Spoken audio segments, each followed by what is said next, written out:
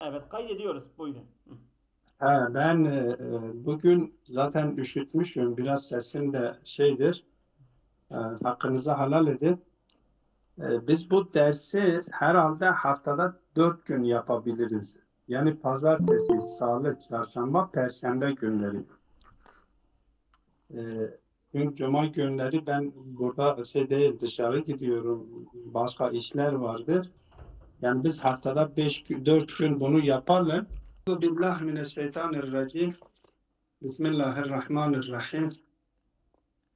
Elhamdülillahi Rabbil alemin ve salatu ve selamu ala seyyidina ve nebiyyina Ebil Kasımil Mustafa Muhammed ve alihi teyyibin tahirin ve ashabihil muntecedin. Allahümme erinel eşya'a kema hiye. Bu mukaddimedir. Ben sizi takip ettiğim kadarıyla zaten metin üzerinden gidiyoruz. Metin okuyacağız. Ondan sonra gereken yerlerde de bir açıklama getiriyoruz. Sadece bir nokta hatırlatayım. Genelde bütün bilimlerde olduğu gibi felsefede de öyledir. Diyorlar ru'us-i semaniye diye bir şey vardır. Bir tabir vardır. Bir bilim dalına girmeden önce 8 tane konu vardır. O bilim dalıyla alakalı. İlk önce o bilim dalıyla alakalı olan o 8 tane konuya bir açıklık getiriyorlar ki o bilim dalı daha rahat, daha kolay bir şekilde anlaşılsın diye. Genelde böyle bir durum söz konusudur. Bu ru'us-i semaniyede birincisi tarif-i ilmdir. İlmin tarifidir. İlmin konusudur. Mevzu ilmdir. Faide ilmin faydasıdır. O ilmin faydasıdır. O ilmi telif eden, o ilmi meydana getiren kimdir? O ilmin müessisi kimdir? Ve o ilmin babları ve konuları nelerdir? Ve ilmin diğer ilimler arasındaki yeridir. Ve yedinci konu da garaz, maksat. O ilimden maksat nedir?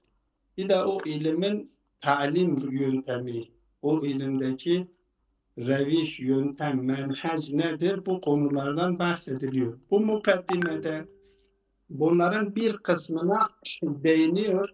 Ben zımnen de metin okuduktan sonra açıklama yaparken de ben zımnen buralara işaret etmeye çalışırım.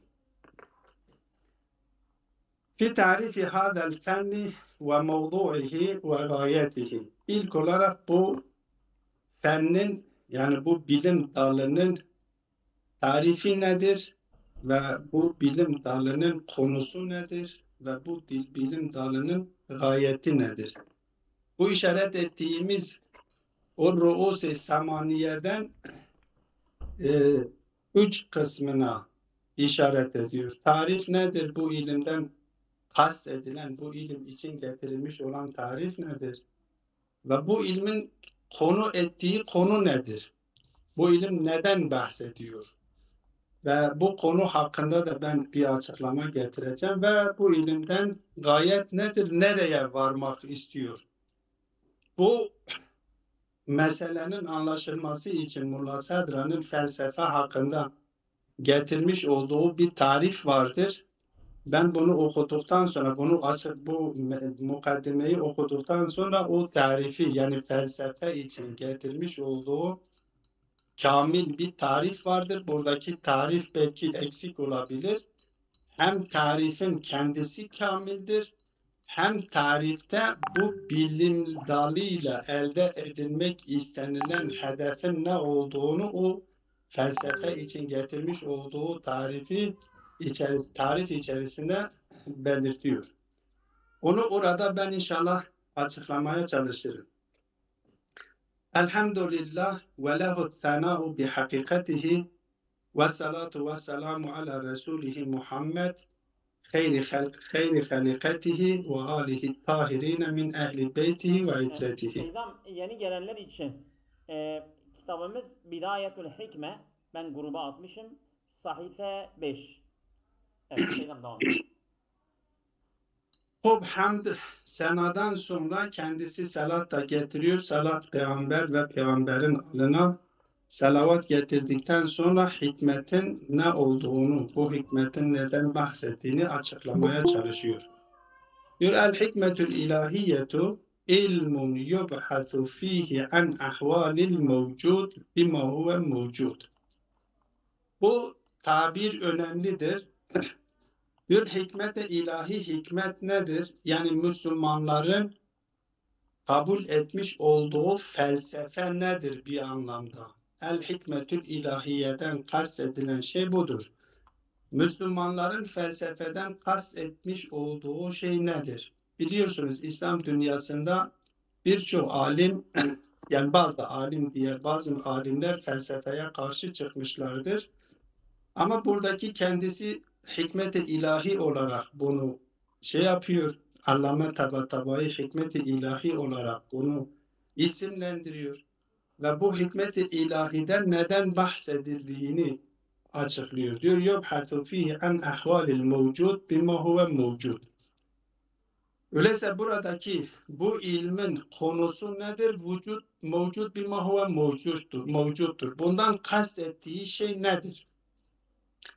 Şimdi sevdalarımız, hocalarımızın dikkatine şunu şöyle bir açıklayayım.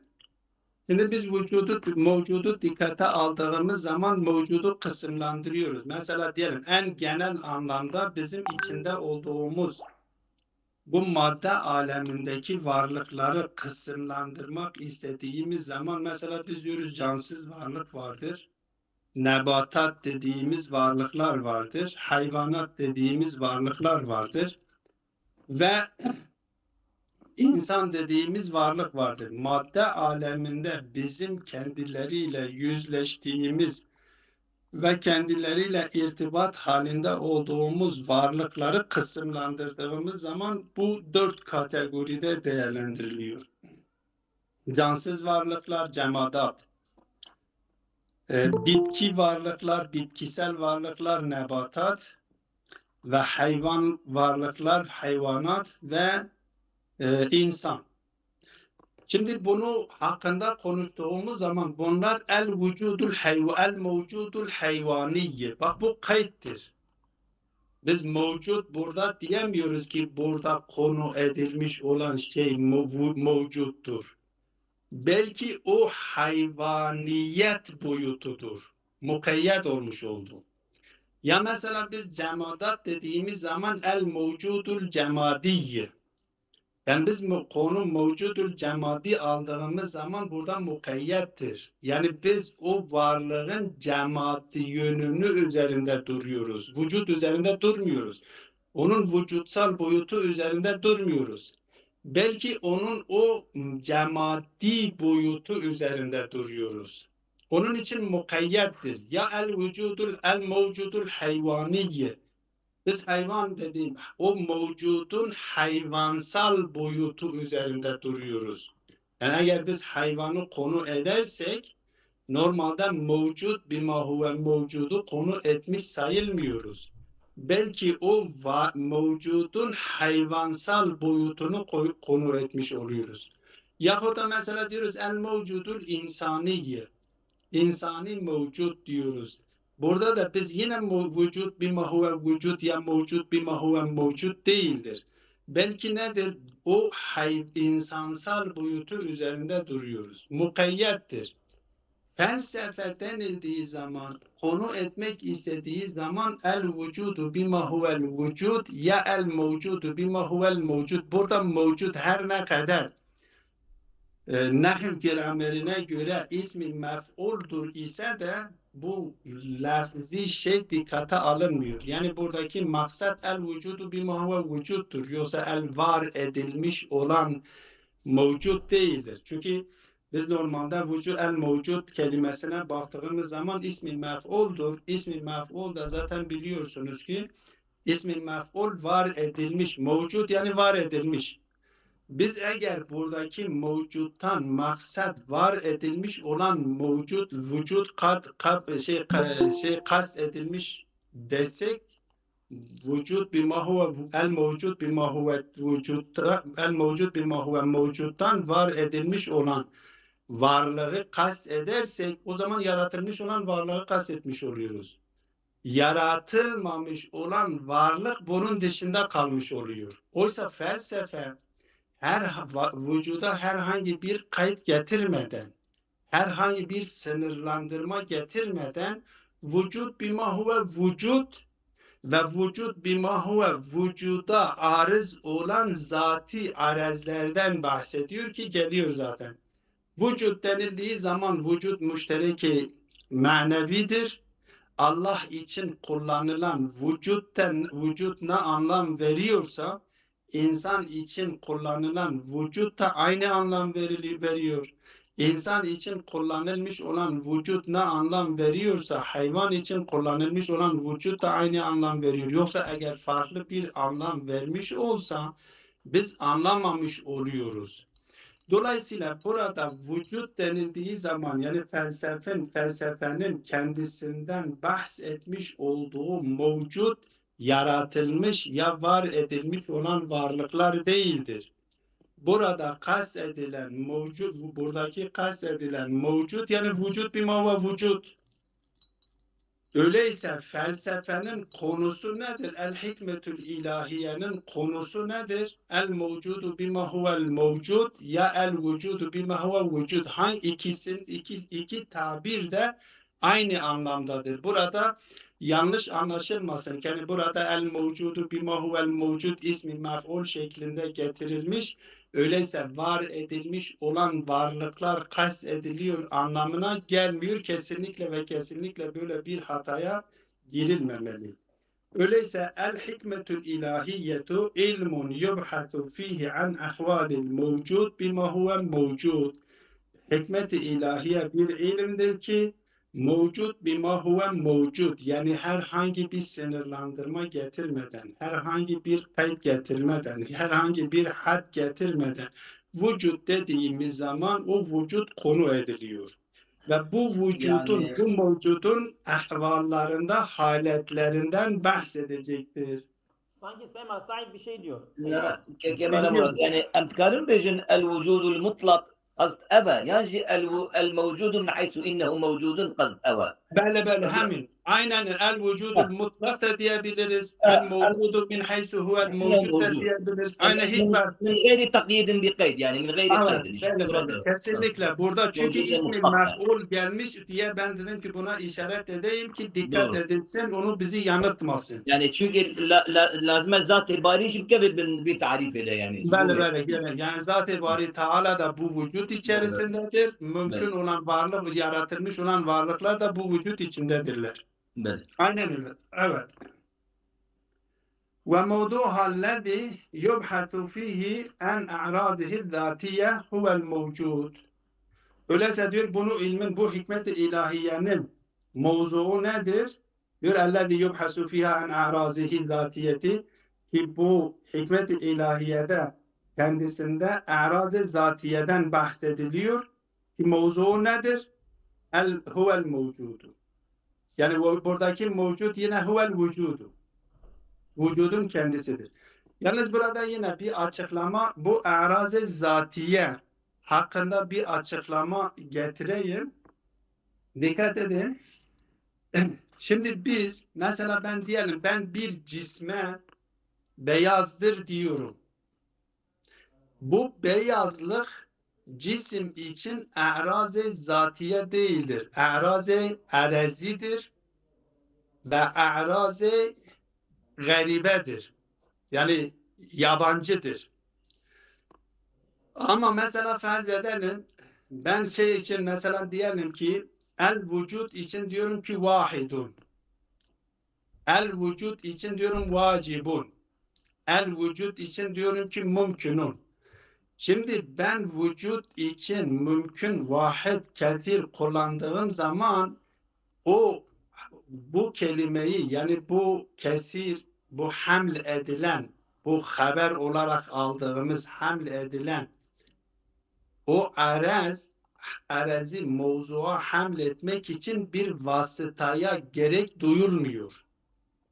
Herhangi bir vasıtaya gerek duyulmuyor ve vasıtaya gerek duyulmadan eğer mevzuğa hamle ediliyorsa buna arez-i zati deniliyor. Şimdi mesela el-vücudu vahidun, el-vücudu kethirun, el-vücudu vacibun, el-vücudu mesela mümkünün. Bu mesela ben kethiri ya vahidi ya vacibi ya mümkünü vücuda hamletmem için bir vasıtaya ihtiyaç duymuyorum. Ama mesela farz edelim ben bir insana el insanu alimun diyorum. Ben alimi insana hamledebilmem için ilk önce insan artı ilim, dikkat edin, ilk önce ben insanı düşünüyorum ve insandan ayrı ilim bir vasıf olarak düşünüyorum ve bu ilmi insana izafe ediyorum, ekliyorum ve o ilim vasıtasıyla insana alim diyorum. Bu vasf-ı arazi olmuş oluyor. Vasıtayla haml edilmiş olan bir vasıf olmuş oluyor. Buna arez-i zati denilmiyor. Elbette arez-i zati başka yerlerde, başka anlamlarda da geliyor. Ben oraya girmiyorum sadece çünkü konu geniş oluyor, dağılıyor. Burada sadece arez-i zatiden kastedilen şeyin eğer o mevzuğa haml edilen ölçüsü de budur, miyarı, milaki de budur. Eğer mevzuğa haml edilen mahmul, vasıtasız mevzuğa haml ediliyorsa biz ona arez-i zati diyoruz. Ama eğer mahmul mevzuğa vasıtayla hamle ediliyorsa ben cism zati itibarıyla değildir ki, beyaz değildir ki. Cisim beyaz da olabilir, cisim siyah da olabilir, cisim kırmızı da olabilir. Ben cisme beyazdır diyebilmem için ilk önce ben cisme el-ebyad diyebilmem için beyazı ona ne yapmam gerekir? Ona eklemem lazım. Yani beyazlık üzerinden ben cisme ebyaz diyebilirim. Ebyad diyebilirim. Bu ebyad cism için öyleyse arez-i zati değildir. Arez-i garibedir. Yabancı arezdir. Ama eğer mevzuğa hamledilen mahmul vasıtasız değil, vasıtalı değil, vasıtasızsa biz ona ne diyoruz? Arez-i zati diyoruz. Ben işaret ettiğim gibi el mevcudu vacibun. Biz vacibunun mevcuda hamlettik. Hiçbir vasıta olmaksızın.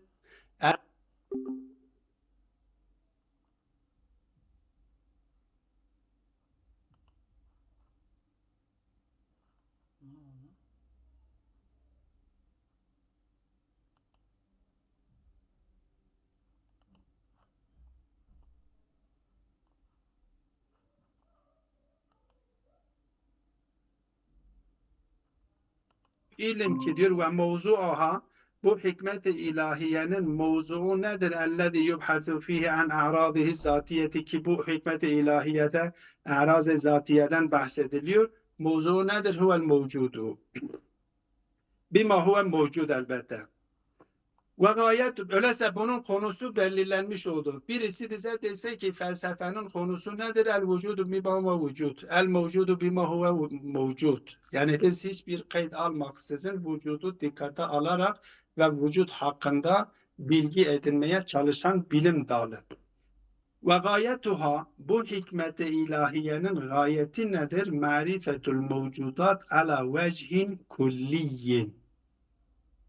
Ve temyizuha mimma leyse bi mevcudin hakikiyin. Bu da çok önemlidir. Bunun şeyi nedir? Çünkü normalde bazen insan kendi zihninde bazı şeylerin var olduğuna kanaat getiriyor, oysa ki yoktur. Bazı şeylerin yok olduğuna kanaat getiriyor, oysa ki vardır. Diyor ki bu hikmet-i ilahiyenin varmak istediği elbette hatırlatınız eğer ben unutursam hatırlatın kesinlikle Mulla Sadra'nın felsefe için getirmiş olduğu tarifi en sonunda tekrar getireceğim. Oradaki gayet daha net, daha güzel bir gayet belirtiyor. Daha açık bir şekilde. Burada diyor ki gayeti nedir? Marifetul mevcud ala vecihin külliyin. Yani külli bir şekilde. Çünkü felsefenin metodu, menheci nedir? Aklidir. Akli konular külli olacak. Akli cüz'iyatlara girmiyor. Öyleyse nedir? Marifetul mevcudat ala vecihin külliyin. Külli bir şekilde varlıkları tanımak ve temyizuha mimma leyse bi mevcudin hakikiyin. Ve gerçekten var olmayan şeylerden onları ayırt etmektir. Yani ben şu neticeye varmak istiyorum bu bilimde. Gerçekten ne vardır?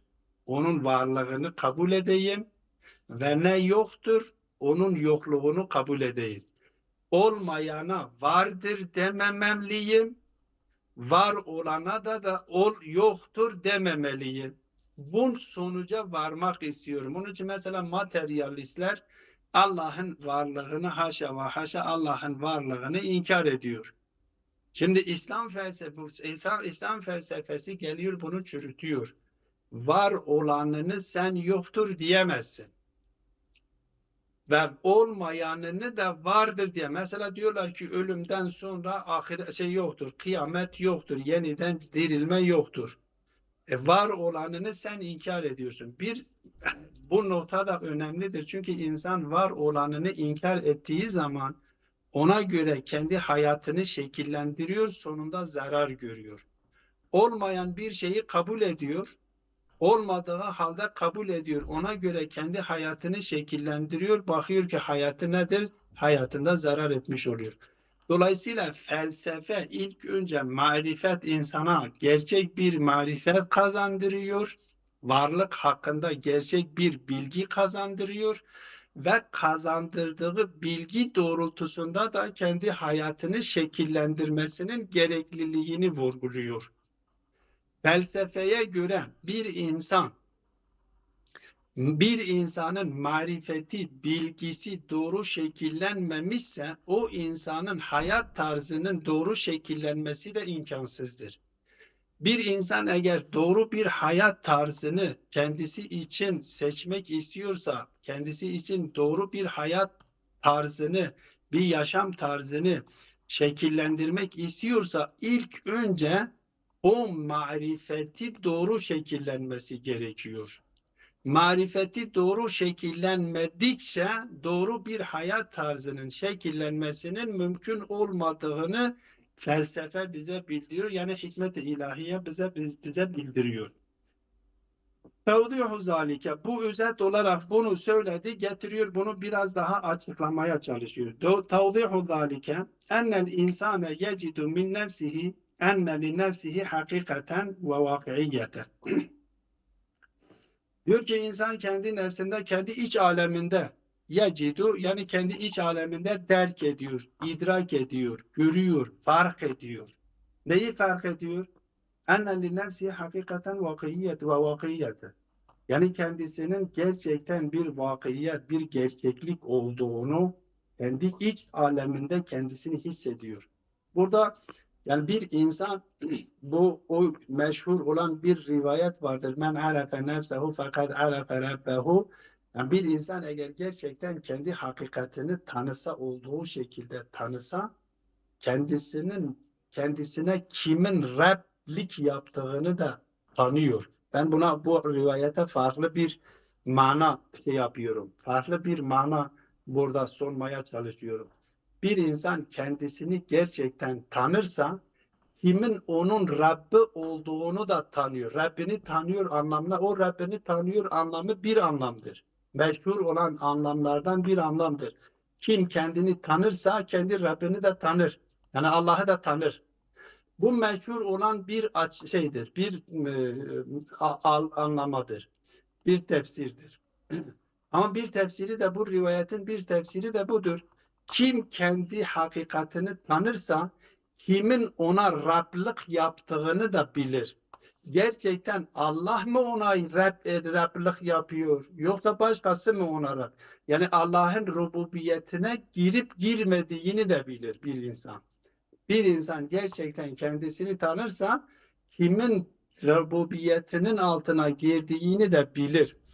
Burada işte bir insan kendi hakikatini bilir. Diyor ki ennel insane yecidu min nefsihi enne li nefsihi hakikaten ve vakiiyeten. Nefsi için bir hakikat söz konusudur.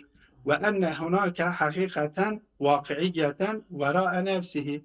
Ve nefsinin ötesinde de bir gerçeklik vardır. Elbette burada bunu bilmiyorum, siz bunu muhakkak duymuşsunuzdur.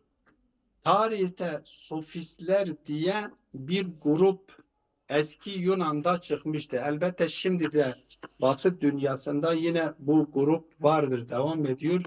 Kuşkucular, sofistler, sofist şeyden önce milattan önce bir grup ortaya çıkmış ki bunların rehberliğini de Gorgias'la Protagoras yapıyordu.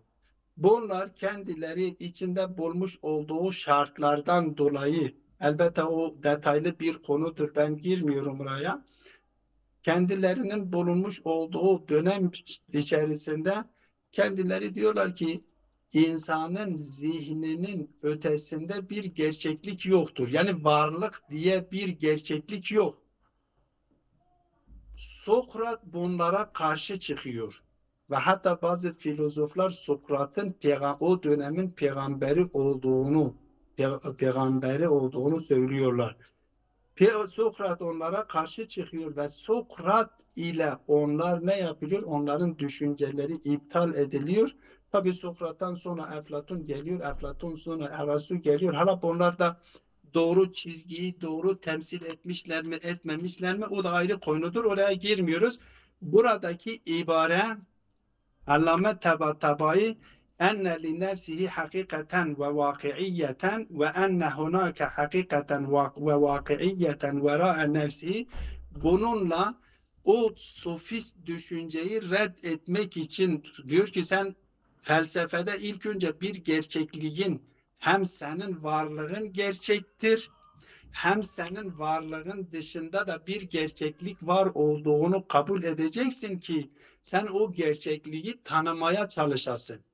Eğer sen varlıkta bir gerçeklik, senin varlığın gerçek değilse ve varlığının ötesinde de bir gerçeklik söz konusu değilse, o zaman gerçeği tanımak için bir mesele söz konusu değil. Neyi tanıyacaksın ki? Sofistlere karşı atıfta bu cümleyi, sofistler geliyorlar diyorlar ki varlık aleminde hiçbir gerçeklik söz konusu değildir. Hatta Protagoras öyle diyor. Diyor ki varlık aleminde bir gerçeklik söz konusu değildir. Hatta eğer bir gerçeklik söz konusu olsa da biz hakkında bilgi edinemeyiz, biz onu anlayamayız. Eğer farz ediyoruz, eğer onun hakkında bilgi de edinsek o bilgiyi başkasına aktaramayız. Bunu Protagoras diyor. Gorgias da diyor ki insanın zihni her şeyin ölçüsüdür. Yani insanın tasavvur ettiği şey gerçektir. İnsanın zihninin ötesinde gerçeklik diye, hakikat diye bir şey söz konusu değildir.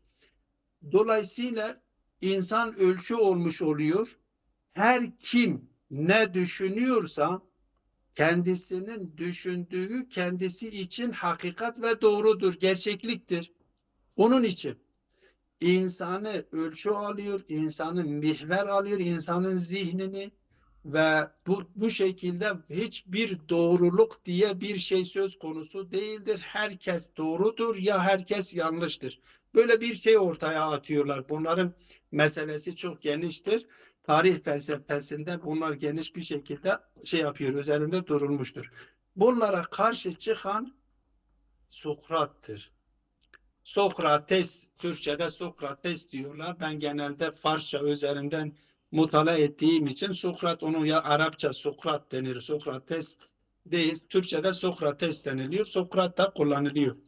Sokrat geliyor bunlara karşı çıkıyor. Mesela Protagoras'a diyor ki sen diyorsun ki gerçeklik diye bir şey söz konusu değildir. Diyor sizin söylemiş olduğunuz bu cümle gerçeklik diye bir şey söz konusu değildir. Dışarıda vakiyet diye bir şey söz konusu değildir. Sizin bu söylediğiniz bu cümle doğru mudur, yanlış mıdır? Asle imtina içtimai nahizeyn üzerinde. Bu asle imtina içtimai nahizeyn değerli hocalarım çok önemlidir. Yani aslında bütün bilimlerin temelini, bütün düşüncelerin temelini oluşturan asıl budur. Hatta Kur'an-ı Kerim'de dikkat etmişsinizdir. Kur'an-ı Kerim'in Allah'a ait bir kitap olduğunu ispatlayan şey yine imtina içtimai nahizeyndir. Nedir ayeti kerimede? Nisa suresi yanılmasam 82. ayette efela nestauzu billah efela yetedebberunel Kur'ane lev kâne min indi gayrillah levecedu fî ihtilâfen kethîra levecedu fîhi ihtilâfen kethîra. İhtilaf burada en az nedir? Yani çelişki. Eğer bu kitap Allah dışında başka birileri tarafından Hazreti Muhammed sallallahu aleyhi ve selleme indirilmiş olsaydı onlar bu Kur'an-ı Kerim'de birçok şey bulurlardı. Çelişki bulurlardı. Bu Kur'an-ı Kerim'in Allah'a ait olduğunu ispatlayan delil nedir? Kur'an-ı Kerim'de çelişkinin olmamayışıdır. Ve bunu da şu şekilde parantez içerisinde işaret ediyorum. Bakın Kur'an-ı Kerim'de şirkin batıl olduğunu söylüyor. Ehli kitabın dini anlayışının yanlış olduğunu söylüyor. Hangi ilke üzerinden bunların yanlış olduğunu söylüyor? Çelişkiyi barındırdıkları için. Yani eğer şirk batıl ise çelişki barındırdığı içindir. Eğer ehli kitabın düşündüğünü anlayışı batıl ise çelişkiyi barındırdığı için çelişkiyi barındıran bir düşünce sisteminin Kur'an tarafından batıl olduğu ortaya konuluyor. Yani Kur'an-ı Kerim'in kendisi asle imtina içtimai nahizeyn üzerinden şekilleniyor. Ve kendisinin Allah'ın kitabı olduğunu da bu ilke üzerinden ispatlıyor. Ve ehli Kur'an-ı Kerim'de kendisinden bahsedilmiş olan dini anlayışlar olsun, Kur'an-ı Kerim'den önceki dini anlayışlar olsun, ister şirk olsun, ister ehli kitap olsun, bunların dini anlayışlarının batıl olduğunu da yine çelişki üzerinden yapıyor. Diyor ki çelişki barındırıyorsunuz. Siz diyorsunuz biz Allah'a kulluk ediyoruz, Allah'a ibadet ediyoruz. Ama Allah'ın izin vermediği putlar üzerinden siz ibadet ediyorsunuz. Bu çelişkidir. Eğer sen Allah'a kulluk yapmak istiyorsan o zaman Allah'ın izin verdiği Resul üzerinden Allah'a kulluk yap diyor. Allah'ın izin vermediği putlar üzerinden sen gidiyorsun Allah'a kulluk yapıyorsun. Öyleyse sen Allah'ın kulluğu peşinde değilsin. Dikkat edin. Yani çelişki üzerinden bunların batıl olduğunu ortaya koyuyor. Dolayısıyla o zaman Sokrat bunu ben bu şeyden dolayı yani Sokrat'ın bu tavırından dolayı bu imtina içtimai nahizeyn üzerinden sofistlerin batıl olduğunu ortaya koyuyor olması ben de kendim bu neticeye varıyorum ki gerçekten o dönemin peygamberidir. Ve o dönemin batılını temsil edenlerin karşısında duruyor ve onların o batıllarını çürütüyor. Hangi ilke üzerinden? İmtina içtimai nahizeyn ülkesi üzerinde. Yani buradaki bu şey budur diyor. Bu Allame'nin bu ibaresi o sofistlere yönelik diyor. Diyor ki eğer siz felsefeden bahsetmek istiyorsanız ilk önce siz kendinizin var olduğunu, kendinizin bir gerçek olduğunu ve kendinizin ötesinde de bir gerçeğin var olduğunu kabul etmeniz gerekiyor. Eğer siz kendinizin var olduğunu ve sizin ötenizde de bir gerçekliğin olduğunu kabul etmiyorsanız o zaman siz felsefe yapamıyorsunuz ki. Dolayısıyla felsefe yapabilmek için biz ilk önce varlığın var olduğunu kabul etmemiz gerekir. Onun için bu şeye işaret ediyor. Diyor ki ennel insane yecidu min nefsihi enne li nefsihi hakikaten ve vakiyyeten ve enne hunake hakikaten ve vakiyyeten vera'a nefsihi. ve enne lehu en yusibaha fela yatlubu şey'en minel eşyai ve la yaksuduhu illa min ciheti ennehu huve zâlike şey'un fil vakı. Yani eğer insan bir şeyin arkasından gidiyorsa, bir şeye isabet ediyorsa, bir şeyi talep ediyorsa, bir şeyi kast ediyorsa, sadece zihninde tasavvur ettiğinden dolayı değil, dışarıda o tasavvur ettiği şeyi temsil eden bir vakiyet var olduğu içindir. Mesela ben farz edelim, ben susamışım. Ben su ne yapacağım? Sunun arkasından suyu talep ediyorum. Su arkasından gidiyorum. Gerçekten bu su dışarıda bir gerçekliği var mıdır? Yoksa ben zihnimde sadece tasavvur etmişim. Bu sufistlerin söylemiş olduğu, Kur'an-ı Kerim'de o işaret etmiş olduğu serap. Diyor ki bazen insan kendi zihninde bir şeyi tasavvur ediyor ama dışarıda yoktur. Sanki varmış görüyor, serap gibi. Gidiyor ki yoktur. Sofistler böyle bir alemden bahsediyor. Anlamı taba ediyor, diyor öyle değildir. Evet, biz bunu kabul ediyoruz. Bazen insan kendi zihninde bazı şeyleri tasavvur eder. Kendi zihninde bazı şeylerin şeyi hayal eder. O şeyler dışarıda bir gerçeklikleri söz konusu değildir. Bazen böyle bu durumlar yaşanıyor. Ama bunun anlamı bu değildir ki insanın tasavvur etmiş olduğu her şey dışarıda hiçbir gerçekliği yoktur. Yok. Dışarıda siz bir şey talep ediyorsunuz. Yani o dışarıda gerçekliği vardır. Siz su talep ediyorsunuz. Dışarıda bir gerçekliği vardır. Siz yemek tasavvur ediyorsun. Dışarıda bir gerçekliği vardır. Onun için diyor ve enne lehu en yusibaha fela yatlubu şey'en minel eşyai ve la yaksuduhu illa min ciheti ennehu ve zâlike şey fil vakı. Yani bu şeyin vakıta gerçeklikte var olduğu için onu kastediyor, onu talep ediyor, ona doğru hareket ediyor. Ve la yahrebu min şey'in ve la yendefi'u anhu illa likonihi huve zâlike şey fil hakika. Bir şeyden de yani kaçıyorsa, ben mesela farz edelim, köpek, affedersiniz, köpek gördüm korktum. Ya gördüm korktum. Korktum, kaçtım. Ya mesela farz edelim bir ayı gördüm kaçtım. Bu benim hayalimde bir ayı değil. Dışarıda bir gerçekliği vardır. Bir ateşten ben kaçıyorum. Bu ateş sadece benim zihnimde tasavvur ettiğim bir hayal değildir ve o hayalden kaçıyorum anlamında değil. Dışarıda gerçekten bir ateş vardır, seni etkileyen bir ateş vardır ve o ateş sana zarar verecek, sana zarar vereceği de gerçektir, hakikattir. Onun sana zarar vermemesi için sen kaçıyorsun. Dolayısıyla yani eğer sen bir şeyden kaçıyorsan, gerçekten orada bir gerçekliği söz konusudur. Elbette yine bunu hatırlatıyorum, hatırlatmada fayda vardır.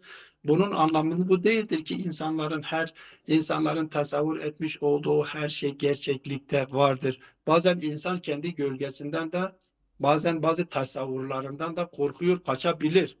Böyle durumlar da söz konusu olabilir. Ama bunun anlamı bu değildir ki insanların kendisinden kaçtığı ve insanların kendini muhafaza etmeye çalıştığı, kendini savunmaya çalıştığı her şey vakî değildir, gerçekliği yoktur. Yok öyle değildir.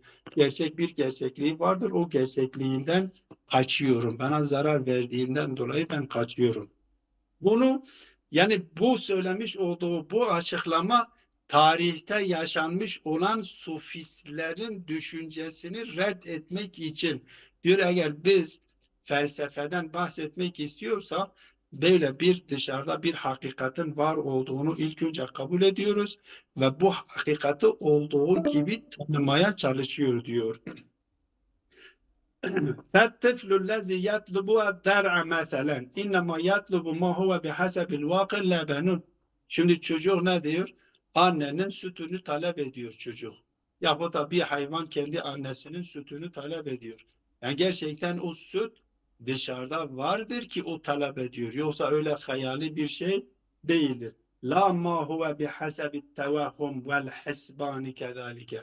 Yani bu hisban doğrultusunda böyle olduğu için değildir.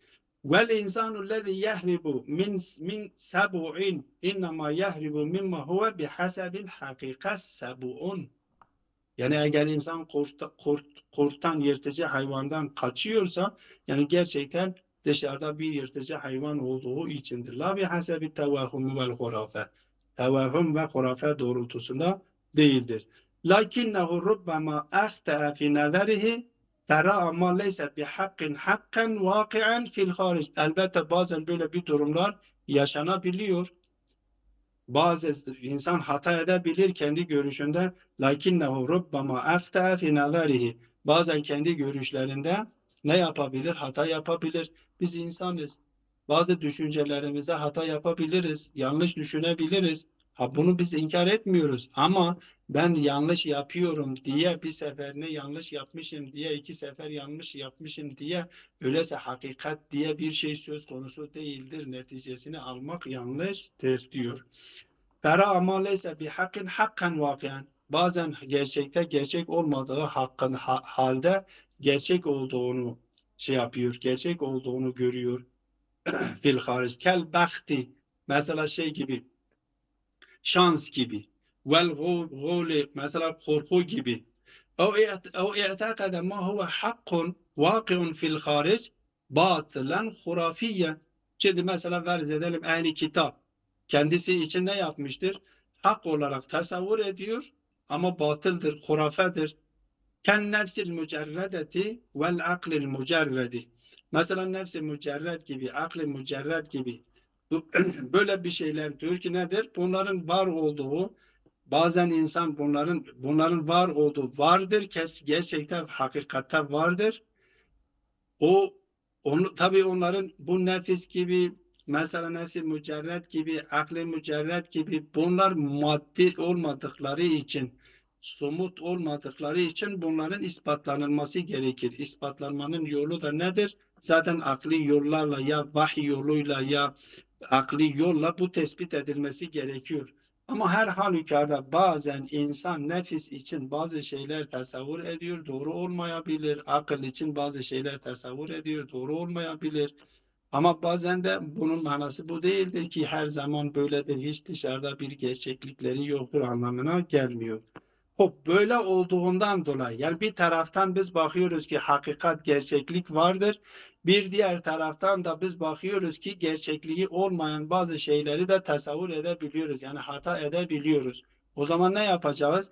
فَمَسَّتِ الْحَاجَةُ بَعْدَ كيف ملا مراد او بدا اسمه الدواء او اعتقد قال لك نب عكسي ام معنى بكن ها من شاش Ben olayı kaçırdım. O i'tekade ma huve hakkun vakiun fil harici باطلا خرافيا böyle itikad ediyor ki dışarıda bir şeyin hak olduğunu ve oysa ki batıldır. Hak olduğunu batıl olarak. Evet, ben yanlış yapıyorum. Böyle. Aynen. Batıl haktır, dışarıda gerçekliği vardır ama batıl olarak, hurafe olarak düşünüyor. Bu yanlıştır. Ken nefsil mücerredeti vel aklil mücerredi. Bunu ben oraya kaçırdım. Allah razı olsun. Dolayısıyla adam diyor ki nefis dışarıda, mesela nefsi mücerred olan nefis, akılın var olduğu hakkında, var oldukları halde bunların batıl olduğunu, hurafe olduğunu söylüyor. Bu durumlar söz konusu olduğundan dolayı فَمَسَّتِ الْحَاجَةُ بَادِيًا بُدْءَ ila marifeti ahvalil mevcud. Öyleyse şu ihtiyaç meydana geldi. İlk olarak şu ihtiyaç meydana geldi ki biz mevcudun haletlerini tanımamız gerekir ilkin. Bima huve mevcud ila marifeti ahvalil mevcud bima huve mevcud. El-hasseti bihi, o ahvalil mevcud bima huve mevcud, el-hasseti bihi, yani ki o mevcuda hastır. Niye? Liyumeyyize biha ma huve mevcudun fil vaki mimma leyse kezalike. Vel ilmul bahisu anha huvel hikmetul ilahiyye. Ki onların gerçek var olanlarını, var olmayanlardan biz bunları ayırt edelim. Ve o ilim ki bundan bahsediyor. Vücut bima huve vücudun haletlerinden ve kendisine has olan, kendisine özgü olan o haletlerinden bahseden ilim hangi ilimdir? Huvel hikmetul ilahiyye. Hikmet-i ilahiyedir. Hop, biz bitirelim bunu değil mi? Evet, bu konu bitsin bir zahmet. عندك ما لازم يبان Indik ma bırak. Ha. Öyleyse netice alıyor. Diyor fel hikmetul ilahiyetu, hikmet-i ilahiye hiyel ilmul bahisu an ahvalil mevcud. Bir ilimdir ki mevcudun haletlerinden bahsediyor. Bima huve mevcud. Mevcud bima huve mevcudun haletlerinden bahsediyor. Ve yusemma eyden el felsef ve yusemma eyden el felsefetul ula. Felsefe-i ula ile de isimlendirilmiştir. Felsefe-i ula. El felsefetu bima'nel am, el felsefetu bima'nel khas. El felsefetu bima'nel am. Bu felsefe-i uladır. El vücudu bima huve vücuttur. El felsefetu bima'nel khas. Sadece ve sadece Allah'ın sıfatlarını, Allah'ın fiillerini ve Allah'ın fiilleriyle olan ilişkiyi konu eden bilim dalıdır. Ki biz ona normalde özelde kelam diyoruz. Öyleyse felsefetül ula da bir terimdir, bir kavramdır, bir istilahtır. Felsefe-i ula genel el felsefetu bima huvel felsefe, el felsefetu bima'nel amdır. Yani vücut bima huve vücut onun konusudur ki hem vacibul bari Teala'yı alıyor, kapsıyor, hem mümkünül vücut olanlarını kapsıyor. Genel anlamdadır.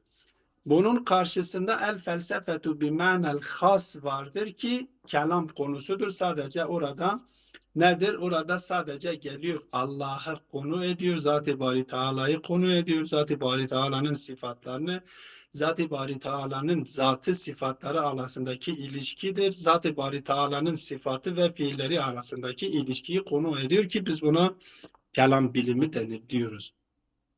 Vel ilmul a'la da deniliyor. Ve mevzu'u el mevcudu bima huve mevcud ve gayetuhu, daha zaten bu artık özettir. Gidiyoruz temizül mevcudatil hakikiyeti min gayriha. Gerçekten var olan hakikatları, mevcut varlıkları olmayanlardan ayırt etmektir.